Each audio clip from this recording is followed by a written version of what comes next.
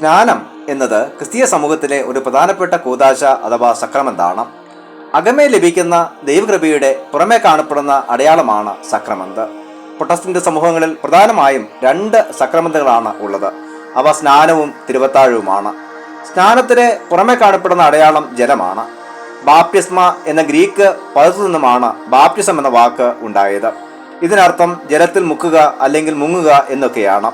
സ്നാനം എന്ന മലയാള വാക്ക് സ്നാന എന്ന സംസ്കൃത പദത്തു നിന്ന് ഉണ്ടായതാണ്. ഇതിനർത്ഥം കുളിക്കുക, കഴുകുക എന്നെല്ലാമാണ്.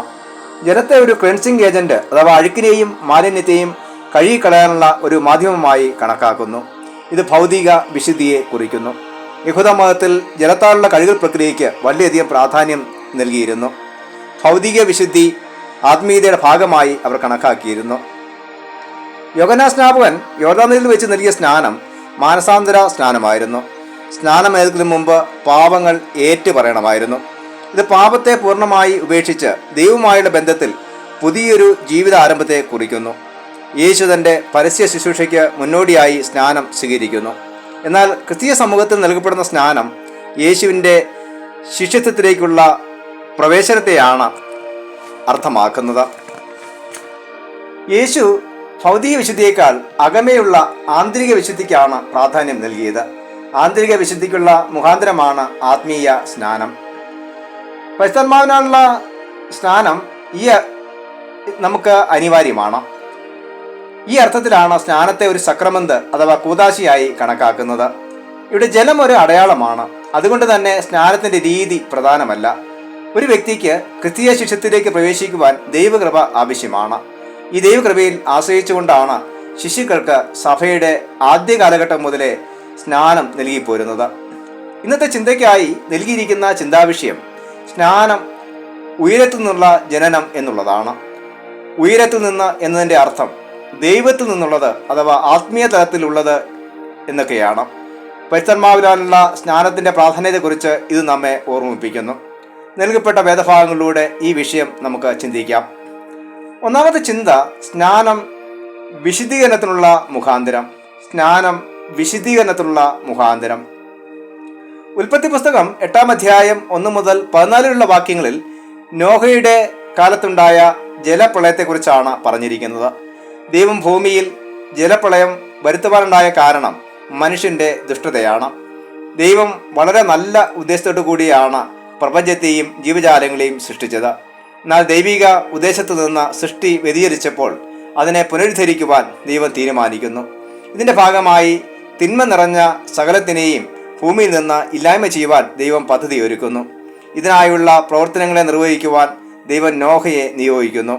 ദൈവത്തിന്റെ നിർദ്ദേശപ്രകാരം നോഹ ഗോഫർ മരം കൊണ്ട് 3 നിലകളുള്ള ഒരു പെട്ടകം ഉണ്ടാക്കുന്നു. സകല ജീവികളിൽ നിന്നും ആണും പെണ്ണുമായി 2 വീതം പെട്ടകത്തിനുള്ളിൽ കയറ്റുന്നു. ദീർഘകാലത്തിലേക്കുള്ള ഭക്ഷണവസ്തുക്കളും ശേഖരിച്ച് വയ്ക്കുന്നു. തുടർന്ന് നോഹയും കുടുംബവും പെട്ടകത്തിനുള്ളിലേക്ക് പ്രവേശിക്കുന്നു. 40 രാവും പകലും കനത്ത മഴ പെയ്യുകയും സമുദ്രത്തിലെ ഉറവുകൾ തുറക്കുകയും ചെയ്യുന്നു. വെള്ളം ഏറ്റവും ഉയർന്ന പർവ്വതങ്ങൾക്ക് മുകളിൽ പൊങ്ങുന്നു.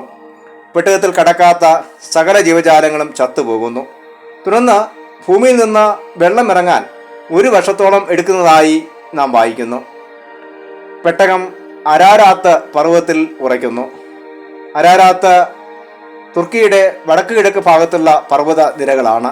ഇതിൻ്റെ ഏറ്റവും ഉയരമുള്ള ഭാഗത്തിന് 4300 മീറ്റർ ഉയരമുണ്ട്. ഇപ്രകാരം നീണ്ട ഒരു വർഷത്തിന് ശേഷം നോഹയും കുടുംബവും സർവ്വജീവജാലങ്ങളും പുറത്തിറങ്ങുന്നു. നോഹ ദൈവത്തിന് യാഗപീഠം പണിത് ഹോമയാഗം കഴിച്ച് ദൈവത്തെ ആരാധിക്കുകയും നന്ദി അർപ്പിക്കുകയും ചെയ്യുന്നു. നോഹയുടെ കാലത്തുണ്ടായ ഈ ശുദ്ധീകരണ പ്രക്രിയയെ സ്നാനത്തിന് മുൻകുറിയായി വിശേഷിപ്പിക്കപ്പെടുന്നു. ഇപ്രകാരം സ്നാനമെന്ന കൂദാശ വിശുദ്ധീകരണത്തെ കുറിക്കുന്നു. രണ്ടാമത്തെ ചിന്ത, സ്നാനം ദൈവിക നിയമങ്ങൾ പ്രാവർത്തികമാക്കാനുള്ള മുഖാന്തരം. സ്നാനം ദൈവിക നിയമങ്ങൾ പ്രാവർത്തികമാക്കാനുള്ള മുഖാന്തരം. കൊലോസ്യർ 3-ാം അധ്യായം 1 മുതൽ 11 വരെയുള്ള വാക്യങ്ങളിൽ സ്നാനം എന്ന കൂദാശയിലൂടെ ദൈവരാജ്യ സമൂഹത്തിലേക്ക് പ്രവേശിച്ച വ്യക്തികൾ ജീവിതത്തിൽ അനുവർത്തിക്കേണ്ട ജീവിത ശൈലികളെക്കുറിച്ച് പറഞ്ഞിരിക്കുന്നു. മനുഷ്യൻ തൻ്റെ ജീവിതത്തിൽ നൽകുന്ന മുൻഗണനകൾ പലതാണ്. ഇവിടെ രണ്ടു തരത്തിലുള്ള ജീവിത അന്വേഷണങ്ങളെക്കുറിച്ച് പറഞ്ഞിരിക്കുന്നു. ഉയരത്തിലുള്ളതും ഭൂമിയിൽ ഉള്ളതും. ഉയരത്തിലുള്ളവ ആത്മീയ ജീവിതവുമായി ബന്ധപ്പെട്ടതാണ്. ഭൂമിയിലുള്ളത് ജഡീക ജീവിതവുമായും. ആത്മീയ മനുഷ്യനായി ജീവിക്കണമെങ്കിൽ ആത്മീയ കാര്യങ്ങൾ ചിന്തിക്കണം. ദൈവത്തിന് ജീവിതത്തിൽ പ്രഥമ സ്ഥാനം നൽകണം. ഇപ്രകാരം ഒരു വ്യക്തി ദൈവത്തിങ്കിലേക്ക് തിരിയുമ്പോൾ പുതിയ മനുഷ്യനായി തീരുന്നു. ക്രിസ്തുവിൻ്റെ പ്രത്യക്ഷതയിൽ ക്രിസ്തുവിനോടൊപ്പം വെളിപ്പെടാൻ യോഗ്യതയുള്ളവരാകുന്നു. ഇങ്ങനെയുള്ള ഒരു വ്യക്തി ജീവിതത്തിൽ കർശനമായ നിയന്ത്രണങ്ങൾ പാലിക്കുവാൻ കടംപെട്ടിരിക്കുന്നു. ലൈംഗികത മനുഷ്യന് നൽകപ്പെട്ട ദൈവത്തിൻ്റെ വരദാനമാണ്. പക്ഷേ അതിൻ്റെ തെറ്റായ വിനിയോഗം ദൈവവുമായിട്ടുള്ള ബന്ധത്തിൽ നിന്ന് നമ്മെ അകറ്റുവാൻ കാരണമാകുന്നു. ഉള്ളതിൽ സംതൃപ്തിയുള്ളവരാകുകയും ലക്ഷ്യങ്ങൾക്കായി ശരിയായ പാതകൾ തിരഞ്ഞെടുക്കുന്നതും വളരെ പ്രധാനമാണ്. അതുപോലെ പൂർണ്ണമായും ഒഴിവാക്കേണ്ട മറ്റ് സ്വഭാവങ്ങളാണ് കോപം, പ്രതികാര മനോഭാവം, അസൂയ, വിമർശനങ്ങൾ, കുറ്റപ്പെടുത്തലുകൾ എന്നിവയെല്ലാം. തെറ്റായ ജീവിതശൈലികളോട് പൂർണ്ണമായും അകന്നു നിൽക്കാൻ കഴിയേണ്ടതാണ്. യാതൊരുവിധ വിവേചനങ്ങളും വേർതിരിവുകളും ദൈവം അംഗീകരിക്കുന്നില്ല എന്ന് നാം ഓർക്കേണ്ടതാണ്. എല്ലാവർക്കും ദൈവരാജ്യ സമൂഹത്തിൽ ഒരേ സ്ഥാനമാണ് നൽകപ്പെട്ടിരിക്കുന്നത്. അതുകൊണ്ട് നമ്മെ വിളിക്ക് യോഗ്യമാം വണ്ണം ജീവിക്കുവാൻ നാം കടംപെട്ടവരാണ്. ഇതിനായി ദൈവിക നിയമങ്ങൾ ഉൾക്കൊള്ളുകയും പാലിക്കുകയും ചെയ്യേണ്ടതുണ്ട്. മൂന്നാമത്തെ ചിന്ത, സ്നാനം ആത്മീയ രൂപാന്തരത്തിനുള്ള മുഖാന്തരം. സ്നാനം ആത്മീയ രൂപാന്തരത്തിനുള്ള മുഖാന്തരം. യോഹന്നാൻ 3-ാം അധ്യായം 1 മുതൽ 8 വരെയുള്ള വാക്യങ്ങളിൽ നിക്കോദോമസ് എന്ന പരീശനായ പ്രമാണി രാത്രിയിൽ യേശുവിൻ്റെ അടുക്കൽ വന്ന യേശുവിനോട് സംഭാഷിക്കുന്നതായി നാം വായിക്കുന്നു. പരീശന്മാർ മതപരമായ കാര്യങ്ങളിൽ വളരെ തീഷ്ണത ഉള്ളവരാണ്. എന്നാൽ ആചാരങ്ങളും അനുഷ്ഠാനങ്ങളും ഒരു വ്യക്തിയെ ദൈവത്തിങ്കിലേക്ക് നയിക്കുവാൻ മതിയാകുന്നതല്ല. അതിന് ദൈവവുമായി ആഴമായൊരു ബന്ധം ആവശ്യമാണ്. നിക്കോദോമസ് എന്തിനാണ് രാത്രിയിൽ വന്നതെന്ന് ഇവിടെ പറയുന്നില്ല. ഒരുപക്ഷെ അദ്ദേഹം വളരെ തിരക്കുള്ള വ്യക്തിയായിരുന്നിരിക്കാം. അല്ലെങ്കിൽ ഇത്രയും അറിവും പദവിയും ഉള്ള ഒരു വ്യക്തി സംശയ ദൂരീകരണം പരസ്യമായി നടത്തുന്നത് മോശമായതുകൊണ്ടാകാം. എന്തായാലും വളരെ കാലമായി നിക്കോദോമസിൻ്റെ മനസ്സിൽ ഒളിഞ്ഞുകിടന്ന ചില ചോദ്യങ്ങൾക്ക് ഉത്തരം ലഭിക്കുവാനാണ് അദ്ദേഹം യേശുവിനെ സമീപിച്ചത്. നിക്കോദോമസ് തൻ്റെ സംശയങ്ങൾ നേരിട്ട് ഉന്നയിക്കുന്നില്ല. എങ്കിലും യേശു അവൻ്റെ സംശയങ്ങൾക്ക് ഉത്തരം നൽകുന്നതായി നാം കാണുന്നു. നിക്കോദോമസ് യേശുവിനെ പുകഴ്ത്തി സംസാരിക്കുന്നു. എന്നാൽ യേശു അതിന് മറുപടിയായി ഇപ്രകാരം പറഞ്ഞു: പുതുതായി ജനിച്ചില്ല എങ്കിൽ ദൈവരാജ്യം കാണുവാൻ ആർക്കും കഴിയുകയില്ല. പുതുതായി ജനിക്കുക എന്നതിന് ഗ്രീക്ക് ഭാഷയിലെ അനോത്തൻ എന്ന പദമാണ് ഉപയോഗിച്ചിരിക്കുന്നത്.